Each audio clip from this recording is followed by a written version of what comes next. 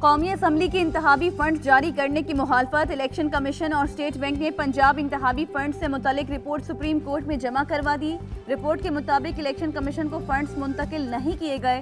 Security plan न फराहम किए जाने का पहलू भी शामिल।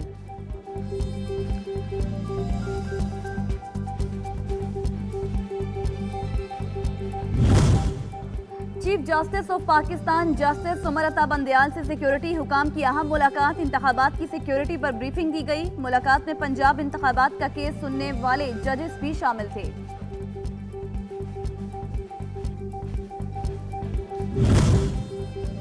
वजीर आजम की सदारत में इत्तेहादी रहनुमाओं का इजलास जारी। इजलास में पंजाब के इंतखाबात के हवाले से सुप्रीम कोर्ट के किरदार और अपोजिशन के साथ मुज़ाकरात के मामलात पर गौर।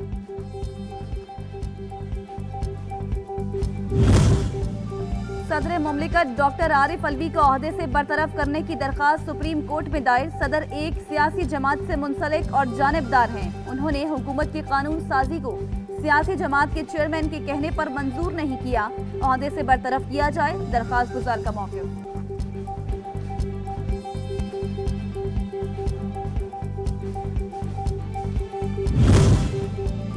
नैब न्याजी गठजोड़ ने काम करने वालों को जेलों में पहुंचाया। साकिब निसार कहते थे कि 20 अरब रुपए कहां लगाए, पैसे गर्क हो गए। वजीर आजम शहबाज शरीफ कहा, साबिक चीफ जस्टिस अपने भाई को PKLI में लगाना चाहते थे। साकिब निसार डॉक्टर सईद को अदालत बुलाकर बेइज्जत करते थे। अवामी खिदमत के मैदान में सियासत को शजराए ममनुआ करार देना चाहिए। वजीर आजम का Rawalpindi institute of urology and transplantation का दौरा, इंतजामात का जायजा लिया।